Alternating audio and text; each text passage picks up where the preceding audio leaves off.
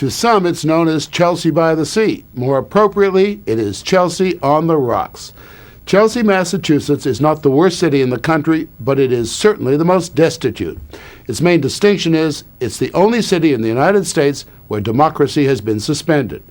This once proud colonial trading post, settled in 1624, went so morally and fiscally sour that the state was forced to take it over, place it in receivership, and deny it the right to govern itself. If you think this story is just another example of urban mismanagement, try these for some vital statistics. The last 5 mayors are accused of bribery. 3 are doing time, along with a number of cops. Chelsea didn't fall into bankruptcy, it was pushed. Chelsea is just a few miles from the cradle of the American Revolution, downtown Boston. Just cross over the Tobin Bridge and you are there. 1.8 square miles, 28,000 people, just minutes from our 18th century cradle to our 20th century grave. This city is mismanaged. And if they get away with this, they'll get away with everything. By 1991, all that was left was the cackling of a discredited local government. We want to govern ourselves. Rich in rhetoric, but dead broke. I blame the chief financial officer. The schools closed and padlocked. Our education we're talking about. Reserves, zero. We don't care about We risk our lives going through smoke. We can't see their hand in front of our face. We went with The 3 deficit, men across $10 million. They want to reduce us from 20 to 14 men. We'll risk our life to save a girl like that. From a few hundred feet, Chelsea is almost quaint. From the street, you see the sores, the decay, the drugs, the violence. The last new school was built in 1909. The courthouse has been condemned, a foul, dank cesspool that still houses police headquarters. It's in need of a paint job. The vice squad works out of the cells. By September 1991, Butchie Brennan had become mayor of an empty shell.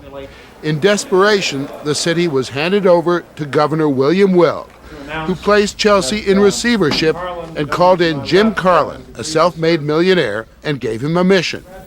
Do what it takes to put Chelsea back together again. The last man to hold such authority over Chelsea was George III in 1776. Who did you have to play ball with in order to get things done? Nobody. You mean you just issued edicts? With a stroke of the pen, you said, let it be. Pretty much. Pretty much. His thing was, look, it's either my way or it's bankruptcy. Frank Murphy and Tom Lassiter are Chelsea firefighters who say Carlin was a tyrant from day one. We're the only segment of the whole United States that doesn't have the right to representation. In Carlin's opinion, democracy ended at the Tobin Bridge, where Chelsea began. Overtime over there is $800,000. His first edict was to end overtime for city workers. It saved $1 million, a tenth of the deficit. The firefighters were furious. He demanded layoffs and an end to one of their most questionable perks, unlimited paid sick leave.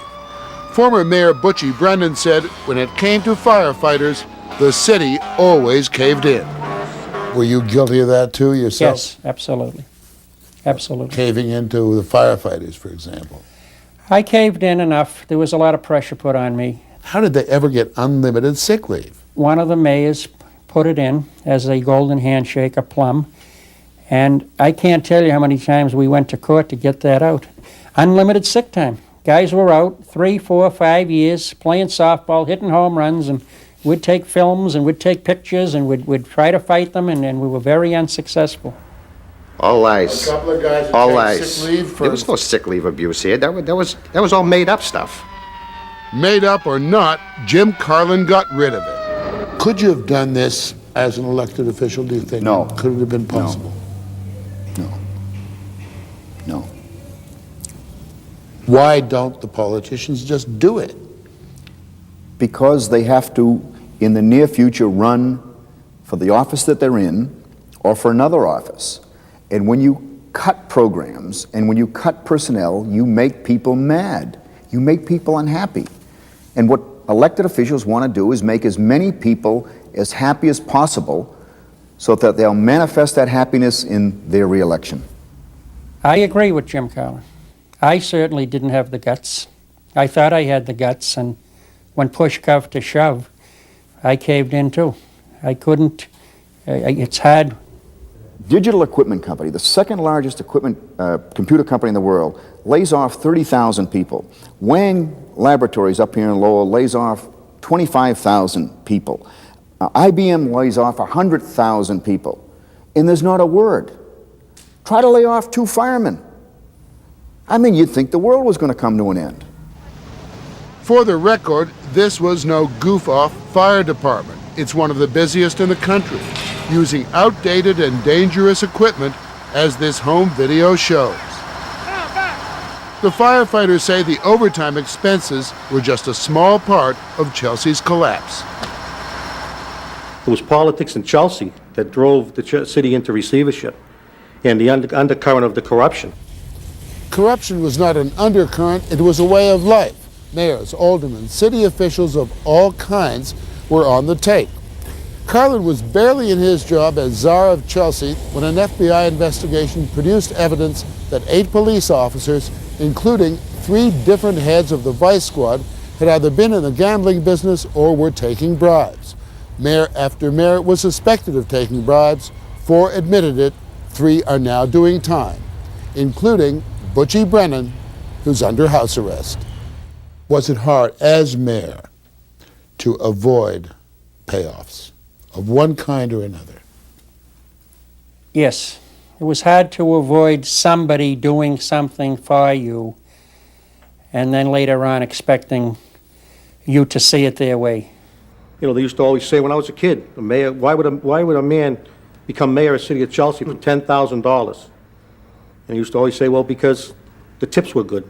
And that's the truth. And that's what happened. You took some payoffs yourself, didn't you? I was convicted of 1 count of obstruction of justice. When the question was put to me, did anyone ever give you money or sell tickets for your fundraisers that you didn't tell? And I lied. I said no. And in fact, that had happened. Why? Why did you take it? Why did you lie? I lied because I didn't expect that question, and I knew down deep people had come up to me and said, good luck. I had fundraisers, and people would say, good luck, that famous handshake. And I, out of fear, which Handshake with a few bucks in there. Sure. The Chelsea Record defends the city. It says under similar scrutiny, most towns would come out just as bad. But Josh Resnick, a former reporter and Chelsea native, says bribery was a basic expectation of city officials. It's very hard to ascertain who exactly paid them the money, but the money came from what we called Fifth Street. It came from our one-man crime wave, Sammy Berkowitz. He was the titular head of a gambling program throughout the city. Sammy Berkowitz may not look like a godfather, but he is a legend. A former cab driver, one of the biggest property owners and proud owner of the Grub and Pub, Chelsea's Rainbow Room. Berkowitz has a number of convictions, but somehow managed to get a presidential pardon from Ronald Reagan. That was for bookmaking and stealing a truckload of sneakers. A few months after his pardon, he was arrested and charged with bookmaking, and later he was indicted on charges of paying off the police. He was the man. He ran the city. He was the de facto mayor of the city of Chelsea. Is he a rich man? He's fabulously wealthy. Sam Berkowitz is a man who has $50 million. Why would he bother with a place like the Grub and Pub? The Grub and Pub that's his corner office. That's his city hall. He's seated there every day, smoking Pall Malls, drinking Great Western champagne out of the small bottles, and playing $100 games of gin rummy. That's Sammy Berkowitz. The payoffs not only went to politicians, but to the Vice Squad, to lay off the various activities of Mr. Berkowitz and his friends. The Vice Squad, the police Vice Squad, Absolutely insane. took weekends off. Yeah, That's right. The Vice Squad didn't work on weekends. I mean, that's laughable. But it's even more laughable when you find out that the head of the Vice Squad did not report to the police chief. He reported directly to the mayor, who was elected for a 2-year term. Meanwhile, Chelsea was suffering the post-urban blues, the emigration of the old European working class to smarter suburbs, taking with them businesses and the tax base, and an immigration of people, legally and illegally, from all the world's poorest places. And on top of that, there was Chelsea's special way of doing business. Here we had Budweiser coming in to build on a piece of land that had been vacant probably since 1908, okay? Although there were, just sheds on it.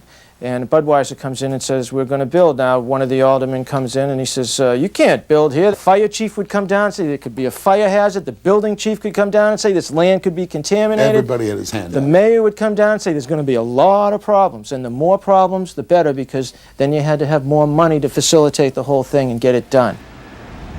Budweiser went elsewhere, and Chelsea continued its downward spiral, feeding off a dwindling public trough. The city's utilities gas pump was losing 15,000 gallons a year to personal use. Everything had gone to hell. We had $2.5 million of unpaid sewer and water charges. And the solution's real simple. Again, you don't have to hire consultants to tell you. Shut people's water off. Now, we didn't shut off residences because we were afraid of health problems, but we shut off the water to the businesses that hadn't paid their water bills. And the checks started, people were running up the stairs of City Hall to pay their water bills. What else did you do? They had crazy things going on in Chelsea. For example, most city employees had clothing allowances. Clothing, people in the accounting department and everywhere had, matter of fact, we had a city attorney who worked here part-time, whose office was in Boston, and he got $600 a year for clothing allowance. And he never dressed that well, by the way, just for the record. Jim Carlin stayed in the job for 11 months at a salary of $1. And when his time was up and he'd erased the deficit, he left. Can you articulate what the city... The new receiver, another outsider, is Louis Harry Spence, a Clark Kent type who brought in another Clark Kent as police chief. The state plans to build all new schools. A committee is rewriting the city charter. Businesses are showing interest in moving to Chelsea. Even Sammy Berkowitz is upbeat. He's promised to donate one of his buildings to the community. Oh, yeah. And Chelsea is still a dictatorship. Sometimes democracy doesn't work. Sometimes you have to empower an individual or a couple individuals to come in and do what has to be done and do it fast. And maybe that's a crapshoot. If you get the wrong guy, I'd like to think I was the right guy.